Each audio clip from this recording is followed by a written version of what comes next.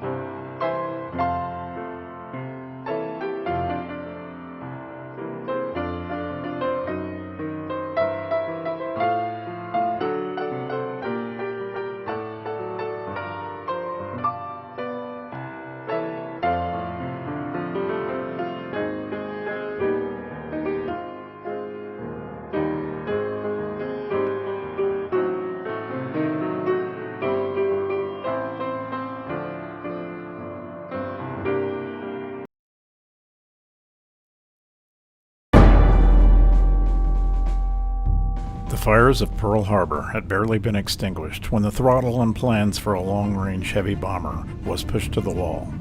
The B-29 Superfortress came to life on the drawing board in 1941. It would see action just 3 years later, an astounding time frame even in wartime. But only after a desperate last-minute race to overcome crippling engine problems and technical flaws. Nearly 4,000 B-29s were produced. A relative handful were kept operational after World War II. They would serve in the Korean Air War, then as the pre-B-52 Strategic Air Command workhorse, as a mothership for the X-plane project, and into the 60s as the B-50 variant. The B-29 program cost more than the massive Manhattan Project atomic bomb development. The B-29's part in ending the war was no less critical, bringing together the tireless labor of thousands of civilian workers and the selfless courage of the U.S. Army Air Force. A flying B-29 is a living tribute to the men and women who preserved our freedom. The giant bomber was first assigned to a B-29 squadron ironically named after Snow White's 7 dwarfs. It was a squadron of 9 airplanes. It was Snow White, 7 dwarfs, and the Wicked Witch. Arriving too late to fly bombing missions in the Second World War, Doc would serve as a radar trainer during the Korean War. Doc lives today, having narrowly escaped destruction by friendly fire. Unlike many of its fellow B-29s languishing in warbird boneyards, Doc somehow survived its fate as a practice target. In 1987, a group led by Tony Mazzolini and backed by the United States Aviation Museum formed a plan to restore Doc, by then a very rare, mostly intact B-29.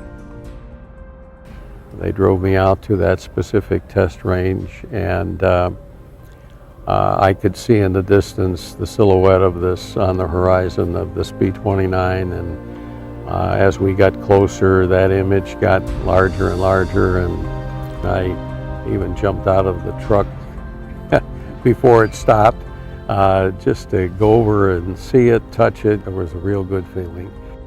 In 2000, Doc was finally rescued and delivered to Wichita. The nonprofit Doc's Friends was formed in 2013 to complete the restoration, with a first flight target date of late 2014. In the days since Doc's rescue, as in the urgent days of World War II, the energy of hundreds has again focused on getting the B-29 in the air. This time, they're volunteers, dozen upon dozen, dedicating their time and energy to Doc and to the history of service and sacrifice the aircraft represents. From mechanics, engineers, electricians, and other technicians, to those who have provided parts, equipment, tools, and other services.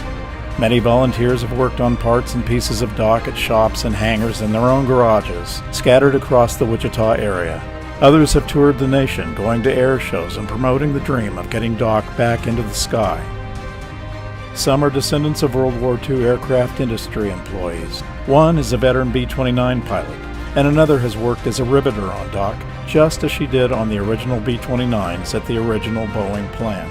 Powered by modern hybrid versions of the original engines, Doc's itinerary, flying into the hearts and minds of the next generations, at air shows and commemorative appearances nationwide. The task of restoring Doc has been enormous, but this selfless effort by volunteers will give future generations a glimpse into history beyond value. The view from the cockpit and blister windows of a precious flying tribute to those who built and flew the warbirds of freedom. That is, if we keep Doc flying in pristine condition. For this, Doc needs a home. A hangar and museum in Doc's birthplace city, Wichita, will protect the aircraft from the elements, accommodate vital maintenance, and serve as a living exhibit to preserve our very history. This is critical to Doc's legacy. This is your part of history. Your gift will literally write your name on the future of this glorious flying museum. You can fuel Doc's ongoing historic mission. You can shelter and sustain one of the few remaining symbols of American courage from World War II that braved enemy fire to save the world from tyranny. This is your mission. This is our thanks. To find out more and to donate, go to B29doc.com.